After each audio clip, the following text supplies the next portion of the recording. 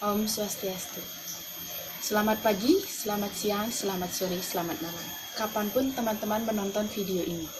Perkenalkan, nama saya Nimade Mutiadiah Perisia. Saya dari kelas 9A SMP Negeri 1 Penegel. Baik, dalam video kali ini saya akan menjelaskan tentang perdagangan internasional. Perdagangan internasional. Perdagangan internasional adalah kegiatan jual beli yang dilakukan atas dasar kesepakatan bersama antar pihak-pihak yang terlibat di dalamnya. Perdagangan internasional dapat diartikan sebagai kegiatan jual beli yang dilakukan oleh dua negara maupun lebih. Pihak yang melakukan kegiatan jual beli yaitu ekspor disebut dengan eksportir, sedangkan yang membeli disebut dengan importir. Barang yang dikirim keluar disebut dengan barang ekspor, sedangkan barang yang dibeli dari luar negeri disebut dengan barang impor. Faktor-faktor perdagangan internasional yaitu yang pertama, perbedaan sumber daya alam. Yang kedua, perbedaan selera. Yang ketiga, perbedaan ilmu pengetahuan dan teknologi. Yang keempat, adanya transportasi antar negara. Yang pertama, perbedaan sumber daya alam. Setiap negara pasti memiliki perbedaan sumber daya alam.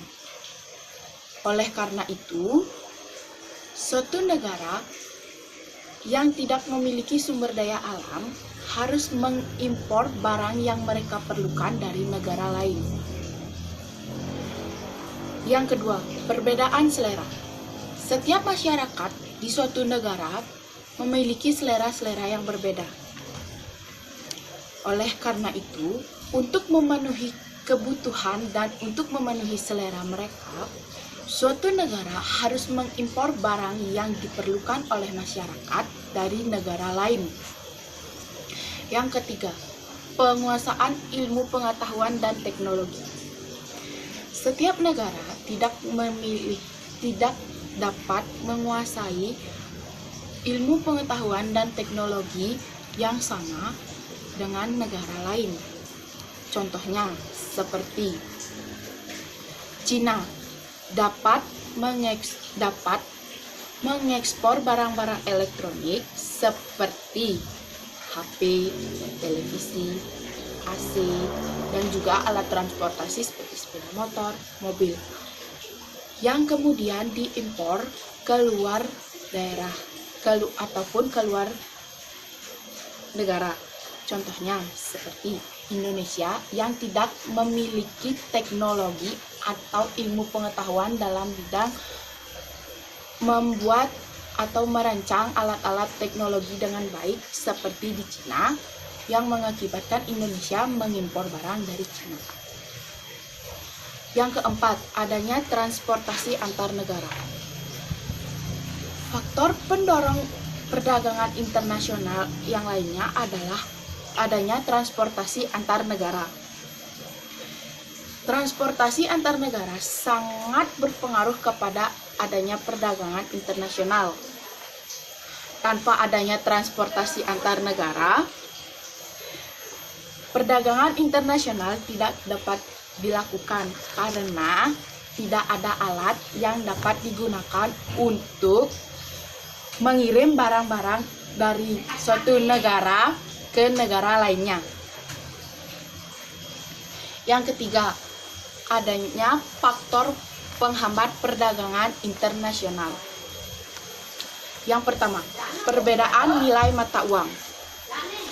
Perbedaan nilai mata uang dapat menghambat perdagangan internasional karena pihak importir dan pihak eksportir memerlukan waktu untuk menyamakan mata uangnya agar dapat melakukan pembayaran. Yang kedua, pemberlakuan kebijakan perdagangan oleh pemerintah. Pemberlakuan kebijakan perdagangan oleh pemerintah dilakukan oleh pemerintah untuk melindungi barang-barang di dalam negeri. Yang ketiga, kebijakan lembaga ekonomi internasional yang mementingkan negara anggotanya. Lembaga-lembaga ekonomi internasional didirikan untuk melindungi dan memberikan keuntungan bagi negara-negara anggotanya.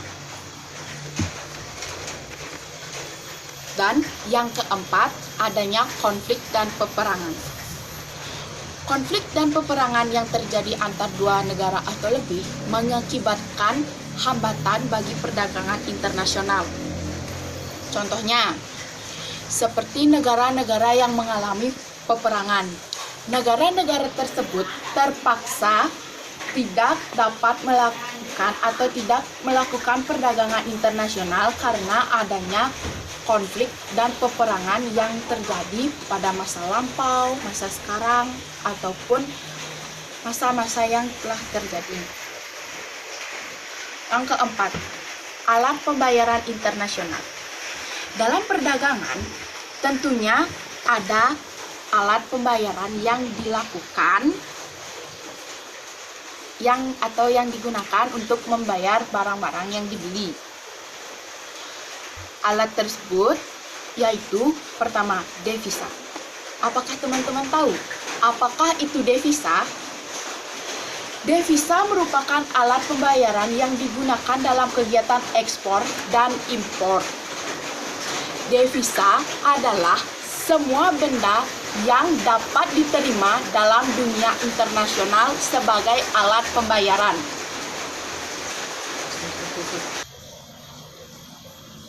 Baik. Devisa juga memiliki beberapa fungsi, yaitu yang pertama sebagai alat pembayaran internasional, yang kedua sebagai pembayaran utang luar negeri, yang ketiga sebagai pembiayaan hubungan luar negeri, dan yang keempat sebagai sumber pendapatan negara yang digunakan untuk pembangunan. Devisa dapat diperoleh dari berbagai sumber seperti ekspor, pariwisata, pendanaan luar negeri, dan tenaga kerja Indonesia yang bekerja di luar negeri. Pasti kalian bertanyakan, mengapa sih ekspor itu bisa mendatangkan devisa bagi negara? Ya, selain barang dan jasa yang diekspor, maka dengan kegiatan ekspor tersebut juga dapat mendatangkan devisa bagi negara pengekspor. Dan pariwisata. Pariwisata juga bisa mendatangkan devisa karena kunjungan para wisata dapat menghasilkan devisa ke Indonesia. Dan yang paling mendatangkan devisa terbesar bagi Indonesia adalah tenaga kerja Indonesia yang bekerja di luar negeri. Gaji-gaji yang dibayarkan kepada masing-masing tenaga kerja atau mata uang asing akan memberi tambahan kepada devisa negara. Selain devisa, ada alat pembayaran lain yang dapat digunakan, yaitu kurs valuta asing.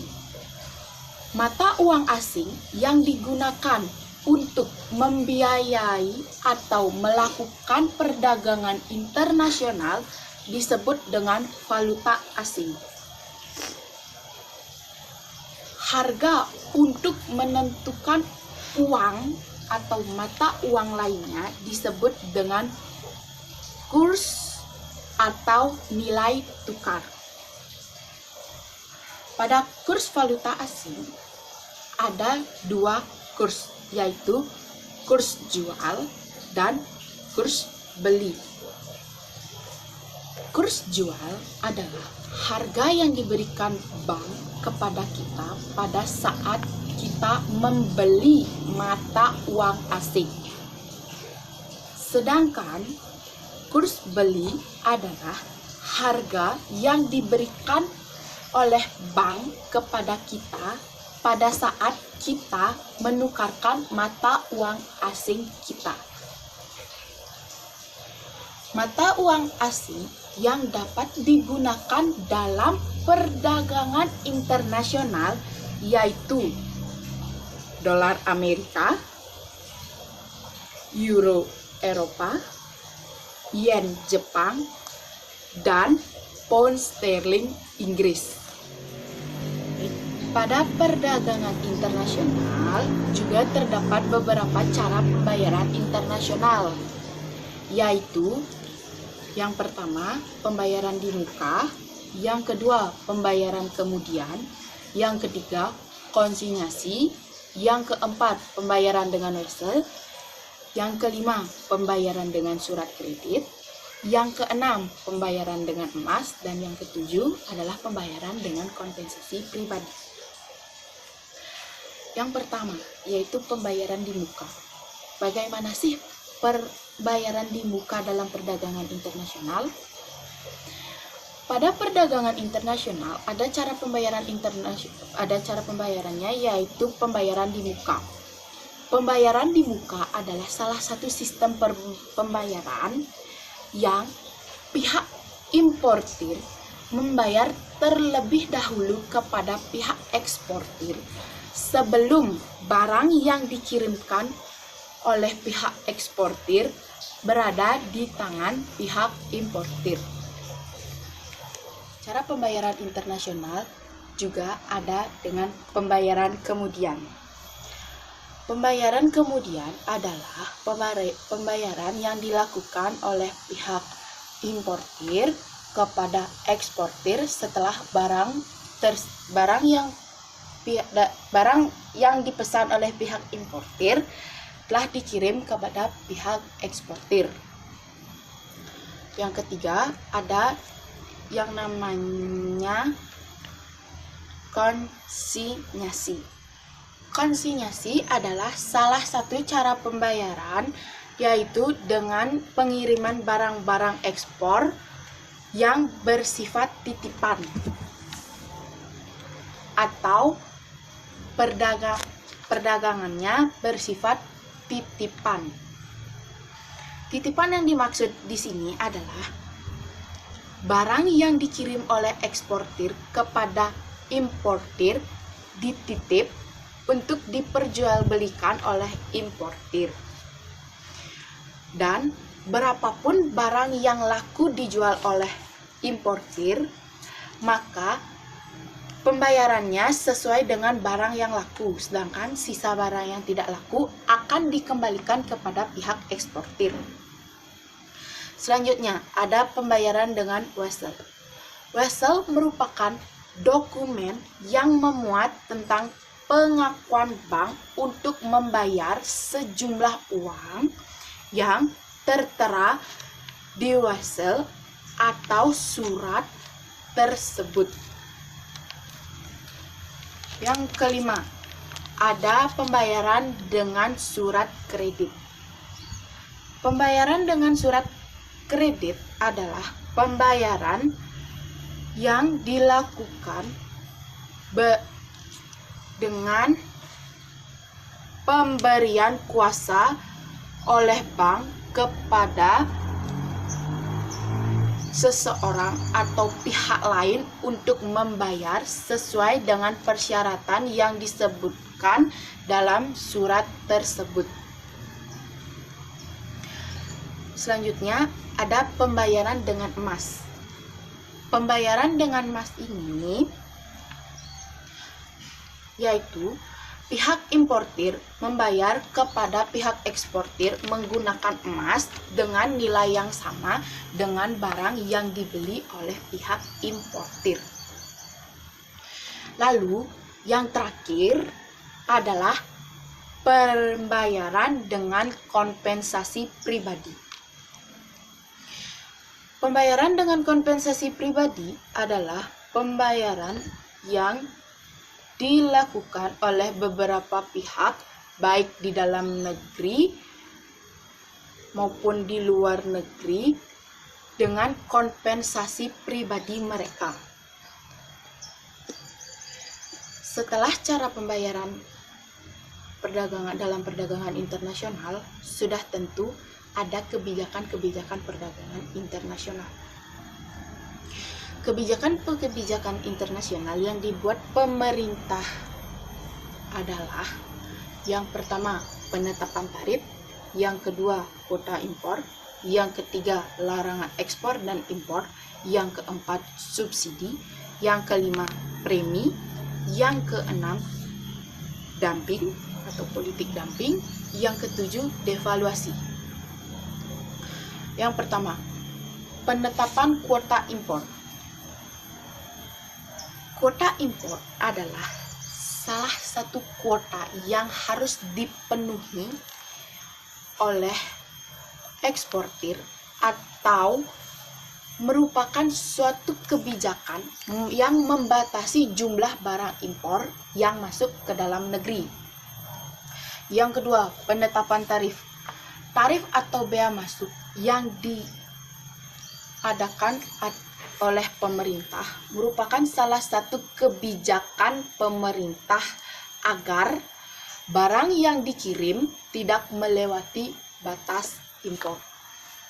Yang ketiga, adanya larangan ekspor dan impor. Adanya larangan ekspor dan impor ini bertujuan untuk tetap melindungi produk dalam negeri.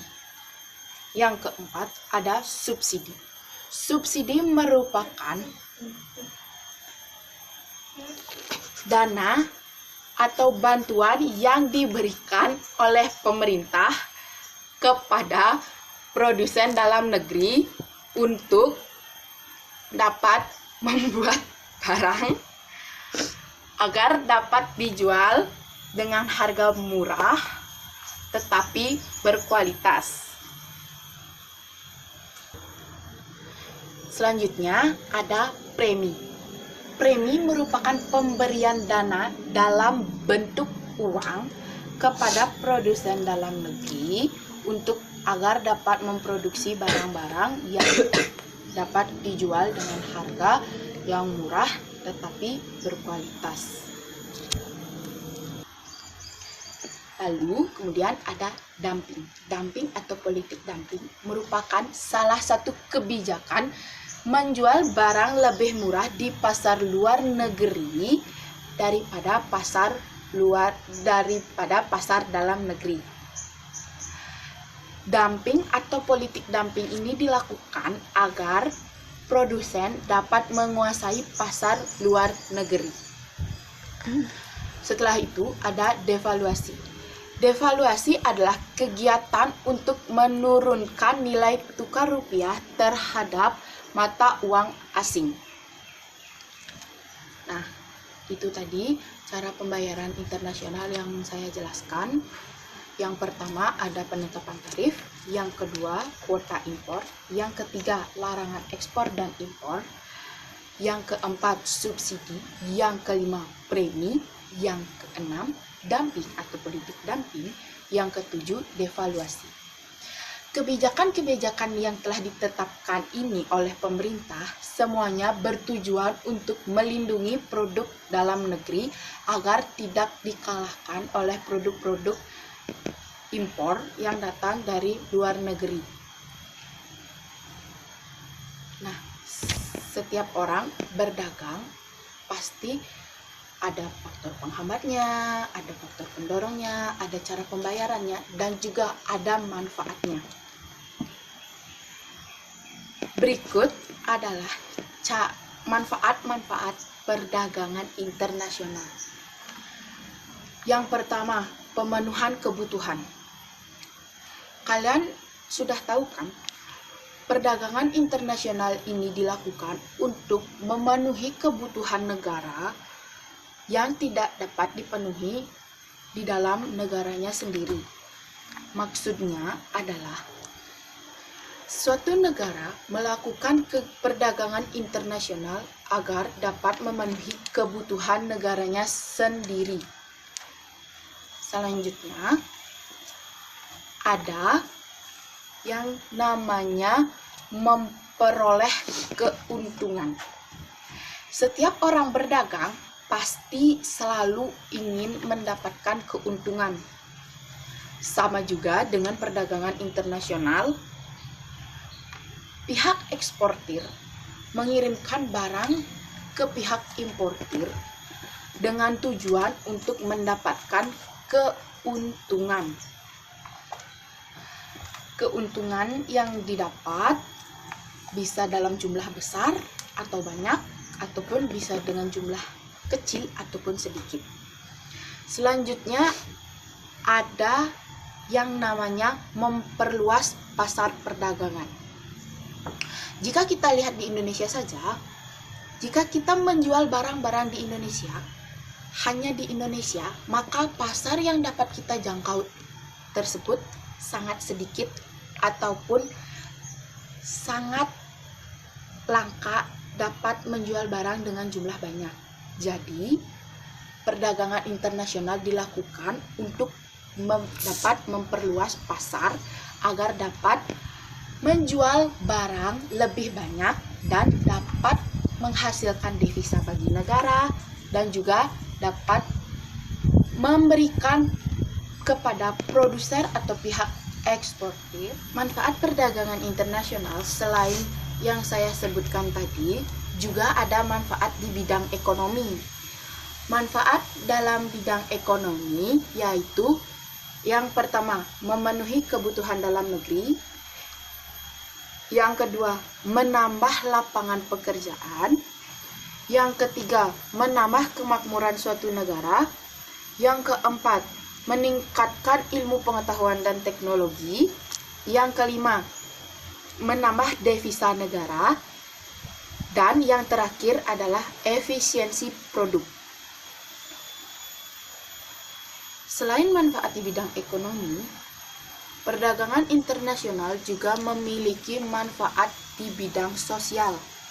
Manfaatnya yaitu dapat mencegah terjadinya krisis dan dapat mempererat hubungan antar negara.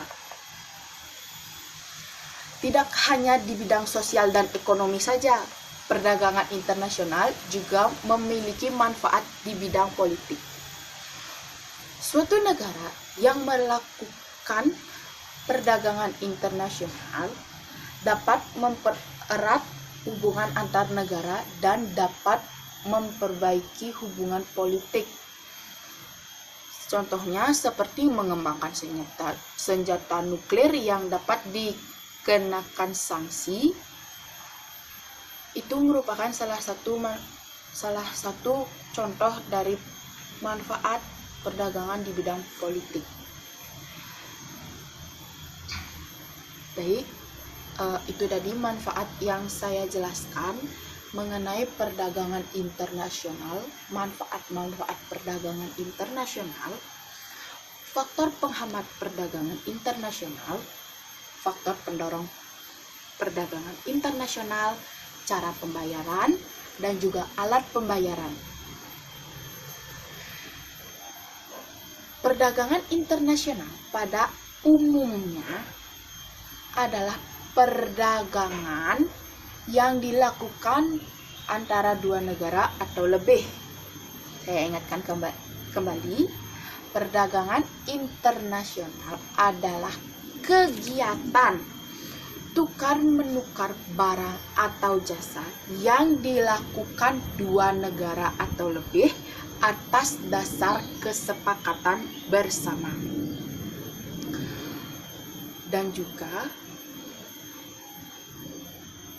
kita sebagai bangsa Indonesia harus tetap melindungi produk-produk dalam negeri, mengembangkan produk-produk dalam negeri agar bisa kita ekspor, kita jual ke luar negeri agar dapat mendatangkan devisa dan mendatangkan keuntungan bagi negara.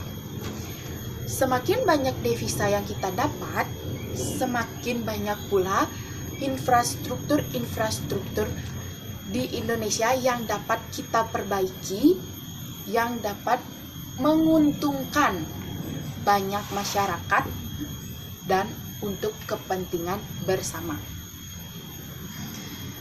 Baik, sekian penjelasan dari perdagangan internasional yang dapat saya jelaskan kepada teman-teman semua.